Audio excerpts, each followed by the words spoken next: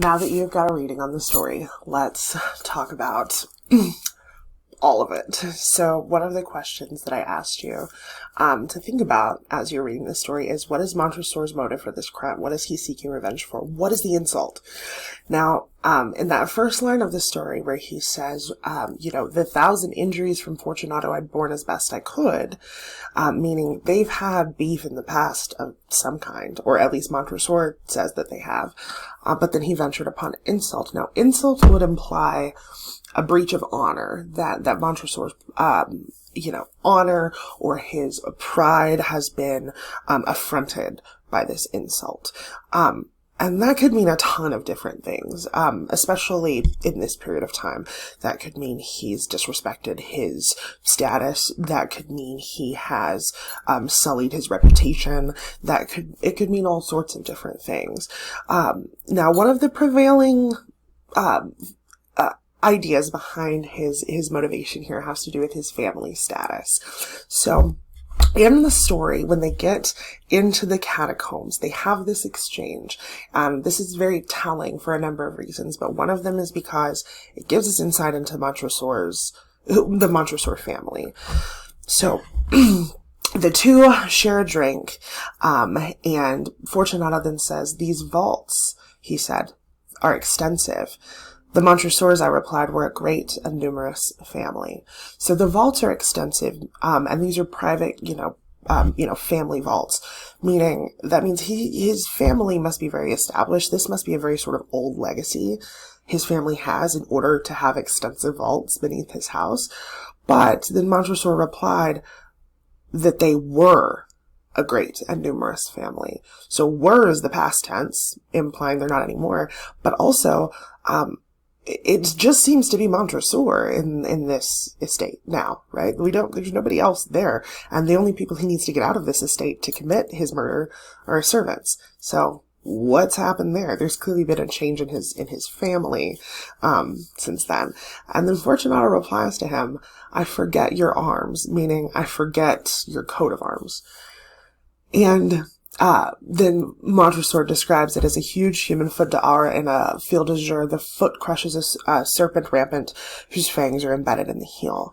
Now, one thing to point out here is that Fortunato can't even be bothered to remember Montresor's arms, implying again that fall from status. And the coat of arms is a snake biting a foot that's stepping on it.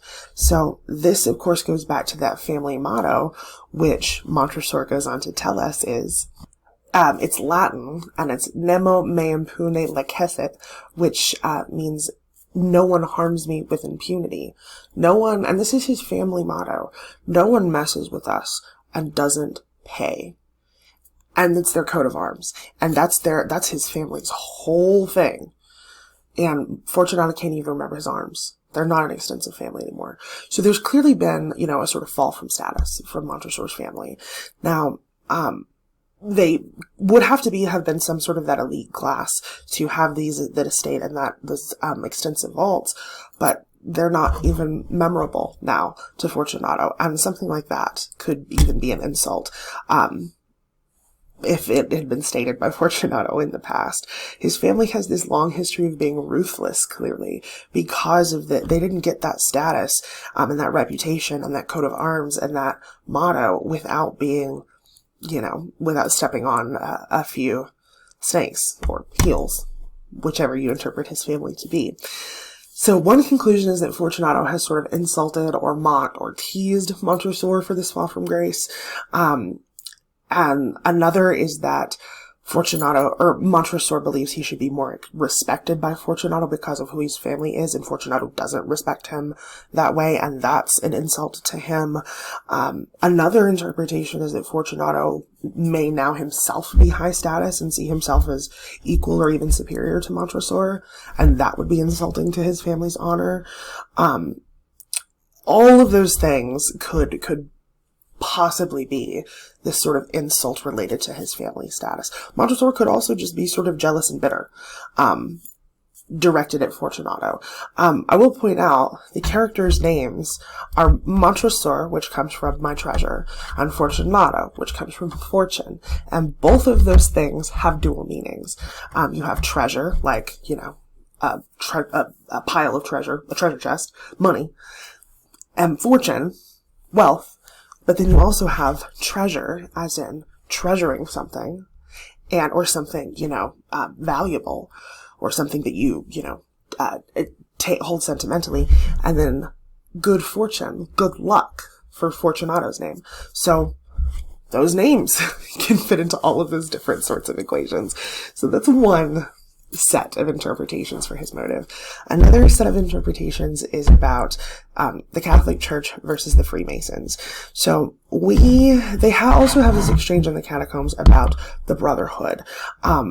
Montresor mentions that Fortunato makes some sort of hand gesture that he doesn't understand. So that we understand to be Fortunato doing a sign of the Mason Brotherhood, of the Freemasons, and Montresor doesn't get it. So that implies that he's not a Mason. And during this period of time, the Catholic Church and the Freemasons were in big conflict. There were bans on anybody in the Catholic Church being associated with Masons. They believed that Masons were doing some very evil things. It was a big sort of beef between the two, but these guys have been friends. So are there, sort of Catholic Mason, motivations here? And then they have this exchange where, Fortunato says, then you are not of the Brotherhood. You are not of the Masons. And Montresor replied, yes. And then Fortunato, you? Impossible. A Mason. A Mason, I replied. A sign, he says. It is this, I answered, producing a trowel from beneath the folds of my roquelaire. So what happens there is that they're talking about being Masons, Freemasons. But Mason also means like a masonry, somebody who lays bricks, which, is what Montresor is about to do. So a lot of people look at the irony in that line. Is Fortunato secretly a Mason? Or is Montresor secretly a Mason? Is Montresor a Catholic who's motivated by, that conflict to snuff out a Freemason? Or is he sort of being verbally ironic and saying, no, I'm not a Freemason, but I'm about to be, a brick mason, not to your benefit here very soon. So this could be a possible motivation as well. And we get a lot of Catholic references in the story that are, maybe not quite overt, on a first read. So Carnival, where he goes to seek out Fortunato, is a Catholic tradition. In Pace Resquiat, which is the last line of the story, may he rest in peace, that's the Catholic funeral rite. The whole reason that he gets Fortunato down into the catacombs is with wine, which, would be associated with communion. This is also happening in Italy, which was a very Catholic country at the time. So it seems that Montresor was a Catholic, but it also seems that the way that Mason Catholic conflict between the two works, that could work a lot of different ways. So that's another possible motivation for them. Now, the third interpretation or the third set of interpretations for Montresor's motive is this. Fortunato may not have done anything at all. Fortunato definitely doesn't seem to have any idea that Montresor's mad at him. He definitely doesn't seem to think that there's any, bad blood between the two of them. He trusts Montresor, If there was, in fact, this insult, maybe it was something so small that Montresor just became obsessed and, calculated on this revenge plot because he's kind of unhinged.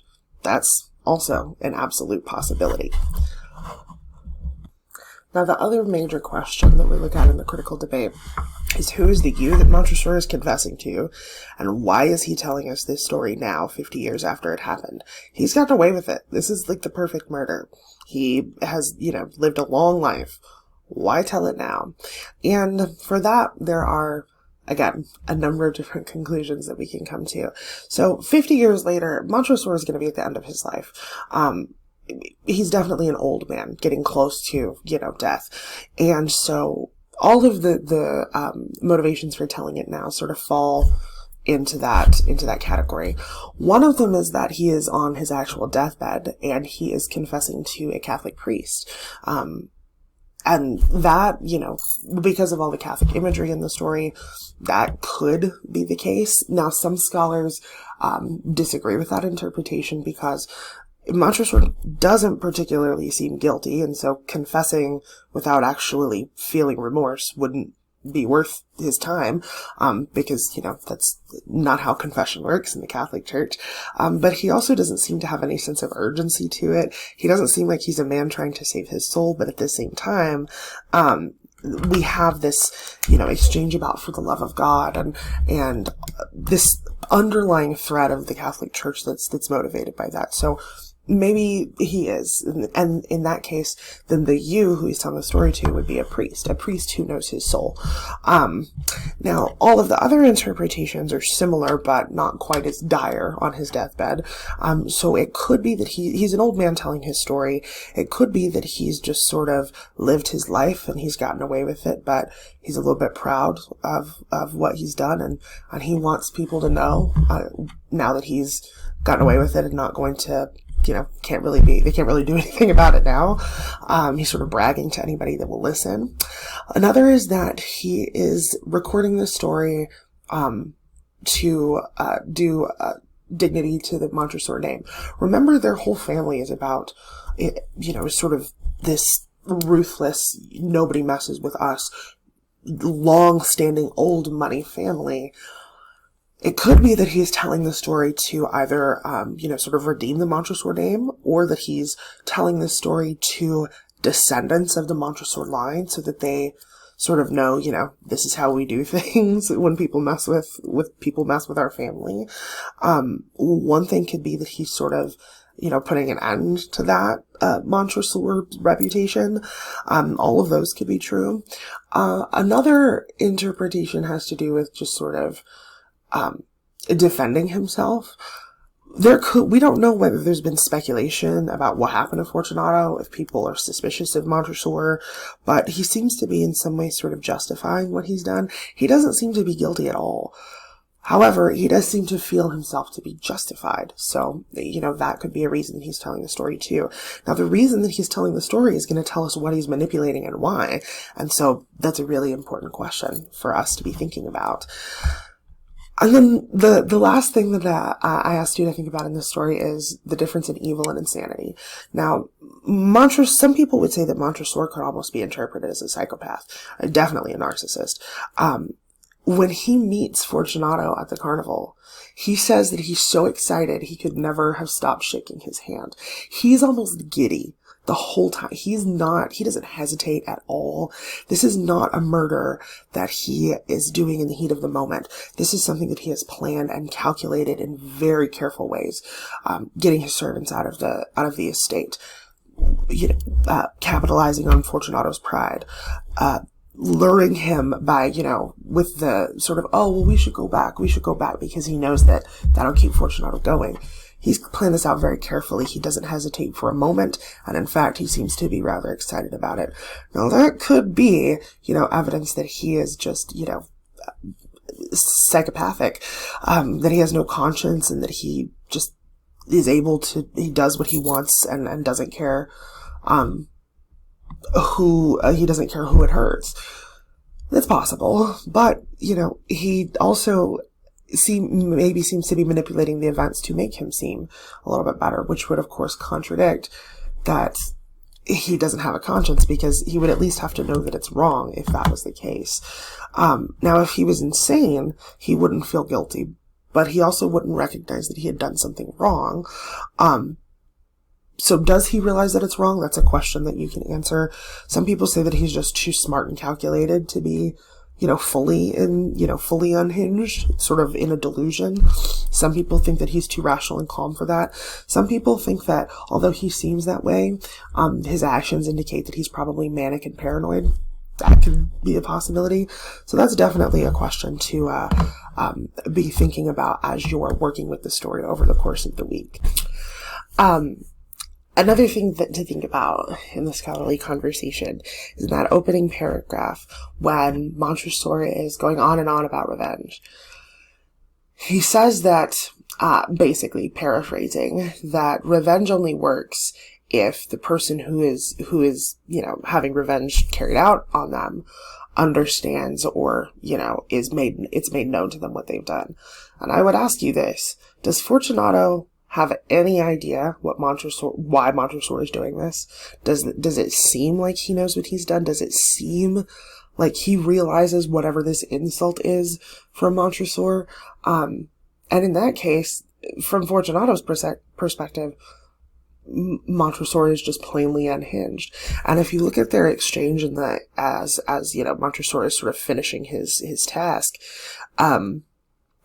they're calling back and forth to each other, and Montresor's kind of mocking him, sort of being sarcastic, and he's enjoying that back and forth. And eventually Fortunato stops. He stops replying. Now, would Fortunato have died and suffocated that quickly? Probably not. And when he stops replying, Montresor says, "That to these words I hearkened in vain for a reply. I grew impatient. I called aloud, Fortunato. No answer. I called again." He's disappointed when Fortunato stops responding to him, because he's enjoying the suffering. He's enjoying Fortunato's fear. He's enjoying that part. Now, does that make him evil or insane or what is that? That's up to you to determine. But does Montresor actually get his great revenge that he thinks that he does? I mean, I don't know. That's something to think about. Now remember, the question, of course, is, what is the story saying about evil? What is the story saying about this motivation in Montresor? And that there are far too many conclusions about that for me to go through them for you in this video, but it's something to probably think about for yourself as a reader based on how you put all of these different puzzle pieces together. It's also something to think about as you head into your MLA for the week, which is going to take a look at just a couple of lines from the story and about a dozen different scholarly interpretations of those lines, to get you started with this deeper level of analysis and literary criticism at this level. I encourage you down in the comments of the video to give me your thoughts and share your ideas about the different your perception of these different ideas and what you think is the most likely way to solve the puzzle.